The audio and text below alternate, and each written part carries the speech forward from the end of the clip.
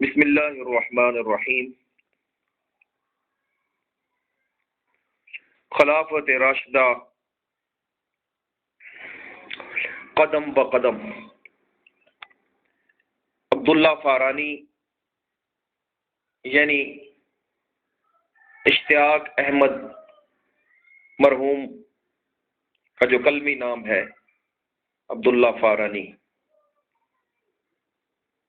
اشتیاق احمد نے بہت آسان انداز میں خلافت راشدہ کو اس کتاب میں واضح کیا ہے، اس کی تفصیلات کو بیان کیا ہے۔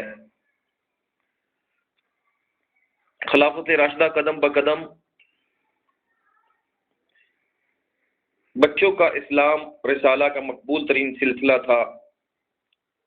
ہر دل عزیز مشہور مصنف و ناول نگار عبداللہ فارانی کا کلمی شہکار یعنی اشتیاق احمد کا صحابہ کی محبت ایمان کا معیار اور حضور صلی اللہ علیہ وسلم سے محبت کی دلیل، خلفائے راشدین کے دلچسپ واقعات انوکھے انداز میں ہر مسلمان کے لیے بہترین نمونہ ہے۔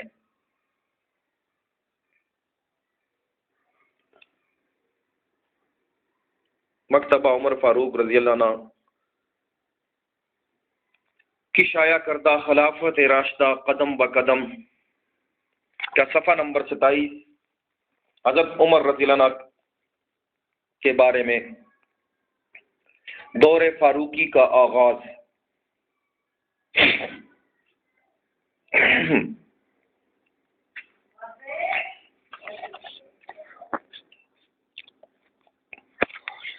حضرت عمر رضی اللہ عنہ خلیفہ بنے تو آپ کے سامنے ایران اور روم سے جنگیں ہو رہی تھیں۔ خلافت کے پہلے دن سے ہی لوگ بیعت کے لیے آنے لگے، آنے والوں کا تانتا بن گیا۔ یہ سلسلہ 3 دن تک جاری رہا۔ آپ نے موقع پا کر مسلمانوں کے سامنے خطبہ دیا، اس میں جہاد کے فضائل بیان فرمائے۔ روم اور ایران کے حکمران کیسر و کسریٰ کہلاتے تھے۔ یہ دونوں بہت بڑی سلطنتیں تھیں، یعنی اس وقت خود کو سپر پاور سمجھنے والی یہی 2 طاقتیں تھیں۔ حضرت ابوبکر رضی اللہ عنہ کے دور میں حضرت خالد بن ولید رضی اللہ عنہ عراق کے تمام سرحدی علاقے فتح کر چکے تھے۔ کچھ ہی دنوں میں پورا عراق فتح کر سکتے تھے، لیکن انہی دنوں میں شام کی مہم پیش آ گئی۔ عیسائیوں نے ادھر جنگ کی زبردست تیاریاں کر لی تھی، ان سے مقابلے کے لیے وہاں مجاہدین کم تھے، ساز و سامان کی کمی تھی۔ اس لیے حضرت ابوبکر صدیق رضی اللہ عنہ نے ربیع الثانی 13 ہجری میں حضرت خالد بن ولید کو حکم بھیجا کہ فوراً شام کی طرف روانہ ہو اور مسنا بن حارثہ کو اپنا جانشین مقرر کر کے جائیں۔ چنانچہ حضرت خالد بن ولید شام کی طرف روانہ ہو گئے۔ اس طرح عراق میں فتوحات کا سلسلہ رک گیا۔ مسنا بن حارثہ رضی اللہ عنہ صورتحال کی وضاحت کرنے کے لیے مدینہ منورہ آئے تو ابوبکر صدیق رضی اللہ عنہ اس وقت شدید بیمار تھے، وہ ان کی زندگی کے آخری دن تھے۔ آپ نے حضرت عمر رضی اللہ عنہ کو ہدایات دیں کہ مسنا بن حارثہ کی مدد کے لیے مجاہدین روانہ کیے جائیں۔ حضرت ابوبکر صدیق رضی اللہ عنہ کی وفات کے بعد اب حضرت عمر رضی اللہ عنہ نے خلافت سنبھال لی۔ سب سے پہلے آپ نے لوگوں کے سامنے جہاد پر خطبہ دیا۔ مجمع میں حضرت مسنا بن حارثہ بھی تھے۔ انہوں نے اٹھ کر کہا، مسلمانوں، میں نے ان مجوسیوں کو آزمایا ہے، وہ مرد میدان نہیں ہیں۔ عراق کے بڑے بڑے ضلع ہم نے فتح کر لیے ہیں، ایرانی ہمارا لوہا مان چکے ہیں۔ حضرت مسنا بن حارثہ رضی اللہ عنہ کے الفاظ سن کر ابو عبید ثقفی رحمۃ اللہ اٹھ کر کھڑے ہو گئے۔ یہ قبیلہ ثقیف کے مشہور سردار تھے۔ انہوں نے بلند آواز میں کہا، میں تیار ہوں۔ اب تو ہر طرف سے آوازیں آنے لگیں، ہم تیار ہیں، ہم تیار ہیں۔ حضرت عمر رضی اللہ عنہ نے حضرت ابو عبیدہ رضی اللہ عنہ کو اسلامی لشکر کا سپہ سالار مقرر کیا۔ یہ مجاہدین مدینہ منورہ اور آس پاس کے علاقوں سے چنے گئے تھے۔ یہ ابو عبید صحابی نہیں، تابعی تھے، لیکن بہت بہادر تھے، پرجوش تھے۔ یہ اپنا لشکر لے کر روانہ ہوئے۔ حضرت ابوبکر صدیق رضی اللہ عنہ کے زمانے میں عراق پر جو حملہ ہوا تھا اس نے ایران کو چونکا دیا تھا۔ اس سے پہلے وہ مسلمانوں کو کوئی اہمیت نہیں دیتے تھے، لیکن اب وہ پوری طرح ہوشیار تھے۔ ایران کی ملکہ ان دنوں پوران دخت تھی۔ اس نے اپنے ملک کے ایک بہادر جرنیل رستم کو اپنا وزیر اعظم بنایا تھا۔ اس نے رستم کو حکم دیا مسلمانوں کو عراق سے نکال دے۔ رستم نے جنگ کی تیاریاں شروع کر دیں۔ اس نے اپنے لشکر کے 2 حصے کیے، ایک حصے کا سالار جابان کو مقرر کیا جبکہ دوسرے حصے کا سالار شہزادہ نرسی کو بنایا۔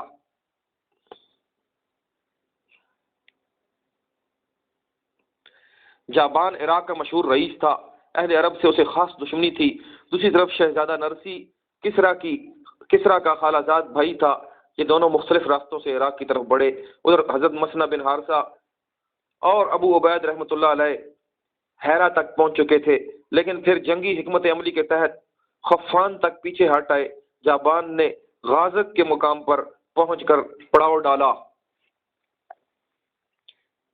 حضرت ابو عبید رحمہ اللہ اپنے لشکر کو لے کر اس کی طرف بڑھے۔ دونوں فوجیں آمنے سامنے ہو گئیں۔ جابان کی فوج کے دائیں بازو پر جوشن شاہ سالار تھا، جبکہ بائیں بازو کا سالار مردان شاہ تھا۔ یہ دونوں مشہور جنگجو تھے، مسلمانوں کے مقابلے میں بہت جواں مردی سے لڑے۔ گھمسان کی جنگ ہوئی، مسلمانوں میں غضب کا جذبہ دیکھنے میں آیا۔ آخر ان کے جذبے کے آگے ایرانی لشکر کے پاؤں اکھڑ گئے۔ دونوں سالار موقع پر ہی گرفتار ہو گئے۔ مردان شاہ کو تو اسی وقت قتل کر دیا گیا، البتہ جابان بچ گیا۔ اسے جس مسلمان نے گرفتار کیا تھا وہ اسے پہچانتا نہیں تھا۔ جابان نے چال چلی اور بولا، اس بڑھاپے میں میں کس کام کا؟ مجھے چھوڑ دو اور معاوضے میں مجھ سے 2 جوان غلام لے لو۔ مجاہد نے منظور کر لیا، لیکن جو ہی لوگوں نے اسے پہچانا تو شور مچ گیا۔ مسلمان کہنے لگے، ایسے دشمن کو چھوڑنا نہیں چاہیے۔ اس پر حضرت ابو عبید رحمہ اللہ نے فیصلہ سنایا، اسلام میں بدعہدی جائز نہیں۔ ابو عبید رحمہ اللہ نے اس مارکے کے بعد کسکر کا رخ کیا۔ یہاں سے شہزادہ نرسی فوج کے لیے کھڑا تھا۔ ثقافیہ میں دونوں فوجیں آمنا سامنے ہوئیں۔ نرسی کے ساتھ بہت بڑا لشکر تھا۔ کسرا کے 2 ماموں زاد بھائی بندویا اور تیرویا فوج کے دائیں اور بائیں بازو کے سالار تھے۔ نرسی ابھی جنگ شروع کرنے کے حق میں نہیں تھا۔ اسے اطلاع ملی تھی کہ اس کی مدد کے لیے مزید ایرانی فوجیں روانہ ہو چکی ہیں۔ وہ ان فوجوں کا انتظار کر رہا تھا، ان کی آمد سے پہلے لڑائی شروع نہیں کرنا چاہتا تھا۔ دوسری طرف حضرت ابو عبید رحمہ اللہ کو یہ اطلاع مل گئی تھی۔ انہوں نے دیر کرنا مناسب نہ سمجھا اور حملہ کر دیا۔ بہت بڑا معرکہ ہوا اور آخر نرسی کو شکست ہوئی۔ ابو عبید رحمہ اللہ خود وہیں ٹھہرے اور فوج کے چھوٹے چھوٹے دستے چاروں طرف روانہ کر دیے تاکہ بھاگ نکلنے والے ایرانیوں کا تعاقب کیا جا سکے اور ان کا جہاں تک ہو سکے صفایا کیا جا سکے۔ اس شکست کی خبر سن کر رستم بہت چراغ پا ہوا۔ اس نے بہمن کو ایک لشکر دے کر روانہ کیا۔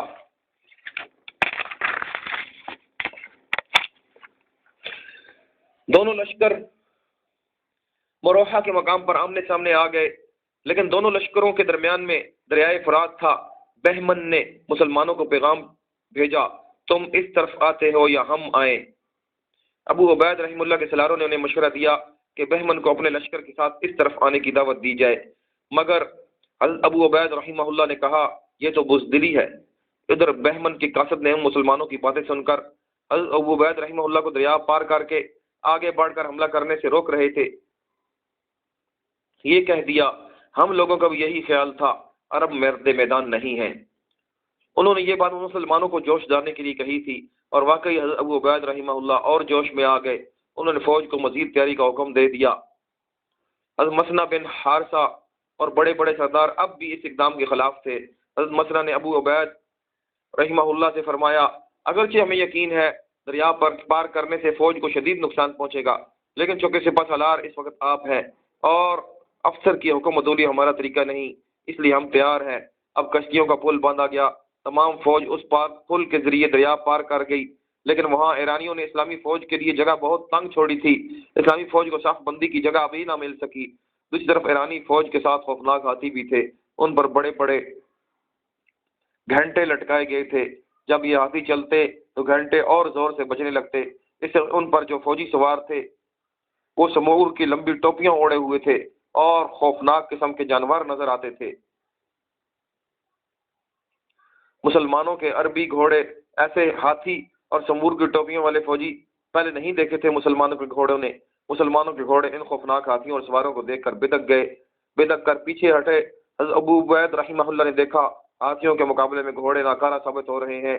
تو گھوڑے سے کود پڑے اور للکار کر اپنے ساتھیوں سے کہا، جان بازو، ہاتھیوں کو درمیان میں لے لو اور ہودجوں کو سواروں سمیت الٹ دو۔ ہودج وہ چھپر نما نشست ہوتی ہے جس پر ہاتھی والے سوار ہوتے ہیں۔ اس اعلان کے ساتھ سب مسلمان گھوڑوں سے کود پڑے اور ہودجوں کی رسیاں کاٹ کاٹ کر ہاتھی سواروں کو نیچے گرانے لگے۔ اس کے باوجود ہاتھیوں کی وجہ سے مسلمانوں کا بہت نقصان ہو رہا تھا۔ ہاتھی جس طرف کا رخ کرتے ان کی صفیں پس جاتی۔ یہ صورتحال دیکھ کر حضرت ابو عبید رحمہ اللہ سفید ہاتھی پر حملہ آور ہوئے۔ یہ سب ہاتھیوں کا سردار تھا۔ انہوں نے ہاتھی کی سونڈ پر تلوار ماری، سونڈ کٹ گئی۔ ادھر ہاتھی غصے میں آگے بڑھا اور انہیں زمین پر گرا کر اپنا پاؤں ان کے سینے پر رکھ دیا۔ جو ہی ہاتھی نے حضرت ابو عبید ثقفی رحمہ اللہ کے سینے پر اپنا پیر رکھا، ان کی ہڈیاں چور چور ہو گئیں، وہ شہید ہو گئے۔ ان کی شہادت کے بعد ان کے بھائی حکم نے علم ہاتھ میں لے لیا اور جوش انداز میں ہاتھی پر حملہ آور ہوئے۔ اس نے حضرت ابو عبید کی طرح انہیں بھی پاؤں کے نیچے کچل دیا۔ اس طرح 7 آدمیوں نے باری باری علم ہاتھ میں لیا اور مارے گئے۔ یہ 7 خاندان ثقیف سے تھے۔ آخر مسنا بن حارثہ نے علم ہاتھ میں لیا۔ اس وقت تک جنگ کا نقشہ پلٹ چکا تھا۔ ایرانی مسلمانوں کو دریا کی طرف دھکیل رہے تھے۔ ایسے میں کسی نے پل بھی توڑ دیا۔ مسلمان اس قدر بدحواس ہوئے کہ پل ٹوٹا ہوا پل دیکھ کر دریا میں کود پڑے۔ ایسے میں مسنا بن حارثہ نے فوج کو سنبھالا اور پل بندھوایا اور سواروں کے دستے کے ذمے لگایا، یہ پل پار کرتے لوگوں کی مدد کرے۔ خود ایک دستے کے ساتھ لے کر دشمن کے مقابلے میں ڈٹ گئے۔ اس قدر جاں مردی اور ثابت قدمی سے لڑے کہ دشمن جو برابر بڑھتا چلا آ رہا تھا اس کا بڑھنا رک گیا۔ اس وقت تک 9000 سپاہیوں میں سے 6000 کام آ چکے تھے۔ صرف 3000 مسلمان اپنی جانیں بچا کر دوسرے کنارے تک پہنچ سکے۔ ان 3000 کا بچاؤ بھی حضرت مسنا بن حارثہ کی حکمت عملی سے ہوا۔ اسلام کی تاریخ میں میدان جنگ سے بھاگنے کی مثالیں بہت کم ملتی ہیں۔ اس لڑائی میں جن مسلمانوں کی پسپائی کی وجہ سے لشکر اسلام کو شکست ہوئی، وہ مارے شرم کے اپنے گھروں میں نہ گئے، ادھر ادھر جنگلوں میں پھرتے رہتے تھے اور روتے رہتے تھے۔ مدینہ منورہ میں یہ خبر پہنچ چکی تھی۔ مسلمانوں کو بہت رنج ہوا۔ حضرت عمر رضی اللہ عنہ بھی بے حد غمگین ہوئے۔ تاہم سرداروں کو تسلی دیتے رہے، لیکن انہیں خود تسلی نہیں ہوتی تھی۔ یہ واقعہ رمضان 13 ہجری کے دوران پیش آیا۔ اس جنگ میں نامور صحابہ کرام بھی شہید ہوئے۔ ان میں سے چند کے نام حضرت سلید، حضرت ابو زید انصاری، حضرت یزید بن قیس انصاری، حضرت ابو امیہ الفزاری رضی اللہ عنہ ہے۔ مسلمانوں کی اس شکست نے حضرت عمر رضی اللہ عنہ پر ایک اضطراب طاری کر دیا۔ آپ نے زور و شور سے جنگ کی تیاریاں شروع کر دیں۔ سارے عرب میں جہاد کے موضوع پر تقریریں کرنے والے حضرات کو بھیج دیا۔ ان کی پرجوش تقاریر نے جزیرۃ العرب میں آگ لگا دی۔ ہر طرف سے عرب کے قبائل امڑ آئے۔ قبیلہ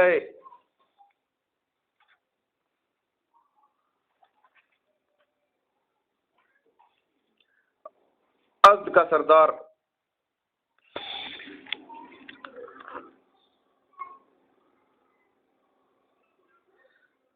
محفف بن سلیم 700 سواروں کو ساتھ لے کر آیا۔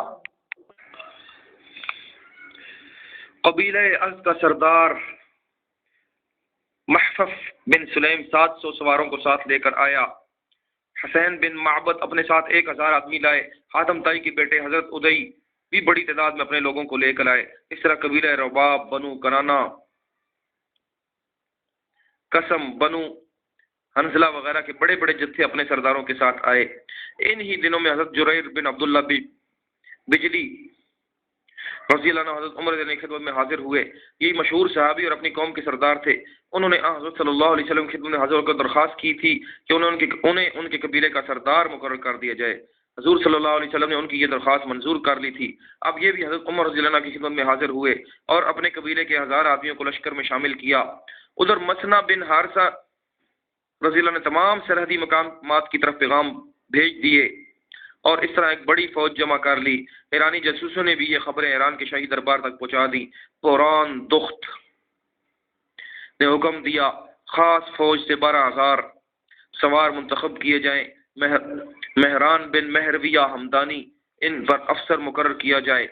قرآن دفت نے مہر کو فوج کا افسر اس لیے مقرر کیا کہ اس نے عرب میں تربیت پائی تھی، لہذا عربوں کے لڑنے کے انداز سے خوب واقف تھا۔ اسلامی لشکر بویب کے مقام پر رکا۔ بویب کوفہ کے قریب واقع تھا۔ ادھر مہران اپنے فوج کے ساتھ روانہ ہوا۔ بویب کے مقام پر پہنچ کر مہران نے دریائے فرات کے کنارے پڑاؤ کیا۔ صبح ہوتے ہی اس نے فرات پار کیا اور مسلمانوں کے لشکر کے سامنے صف بندی شروع کر دی۔ حضرت مسنہ بن حارثہ رضی اللہ عنہ نہایت ترتیب سے اسلامی لشکر کی صف بندی کی۔ انہوں نے فوج کے مختلف حصے کیے، ہر حصے پر نامور حضرات کو سالار مقرر کیا۔ پورے لشکر کو ترتیب دینے کے بعد انہوں نے ایک سرے سے دوسرے سرے تک چکر لگایا، ایک ایک سالار کے پاس روک کر کہا، بہادرو، دیکھنا تمہاری وجہ سے تمام عرب پر بدنامی کا داغ نہ لگے۔ اسلامی فوج کا جنگ شروع کرنے کا طریقہ یہ تھا کہ سپہ سالار 3 مرتبہ اللہ اکبر کہتا۔ پہلی تکبیر پر فوج حملہ کرنے کے لیے تیار ہو جاتی، دوسری تکبیر پر فوج ہتھیار تول لیتی تھی اور تیسری تکبیر پر حملہ کر دیا جاتا تھا۔ حضرت مسنہ نے ابھی دوسری تکبیر نہیں کہی تھی کہ ایرانیوں نے حملہ کر دیا۔ یہ دیکھ کر مسلمان برداشت نہ کر سکے اور جوابی حملہ کرنے کے لیے صفوں سے آگے بڑھے۔ یہ دیکھ کر مسنہ نے بلند آوازیں پکارے، اللہ کے لیے اسلام کو رسوا نہ کرو۔ اس آواز پر لوگ پھر پیچھے ہٹ گئے۔ مسنہ بن حارثہ نے تیسری تکبیر کہی تو مسلمانوں نے دشمن پر حملہ کر دیا۔ ایرانی بھی گرجتے برستے شور مچاتے حملہ آور ہوئے۔ ان کے شور سے پورا میدان جنگ گونج اٹھا۔ یہ دیکھ کر حضرت مسنہ پکارے، گھبرانے کی ضرورت نہیں، یہ نامردانہ غل ہے۔ اب انہوں نے مہران کے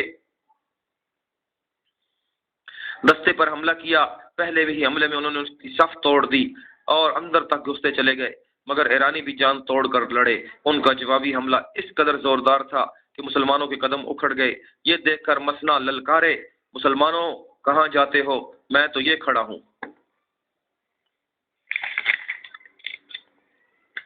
اس آواز پر سب کے سب پلٹ پڑے اور جم گئے۔ حضرت مسنہ رضی اللہ عنہ نے انہیں جمع کر کے پھر حملہ کیا۔ اس حالت میں ان کے بھائی مسعود زخمی ہو کر گرے۔ یہ مشہور بہادر تھے، انہیں گرتے دیکھ کر ان کا دستہ گھبرا گیا۔ حضرت مسنہ پھر پکارے، مسلمانوں، میرا بھائی شہید ہو گیا تو کیا پرواہ، شریف لوگ اسی طرح جان دیا کرتے ہیں، دیکھو تمہارے جھنڈے گرنے نہ پائیں۔ مسعود نے بھی گرتے وقت للکار کا کہا، میرے مرنے پر بے دل نہ ہو جانا۔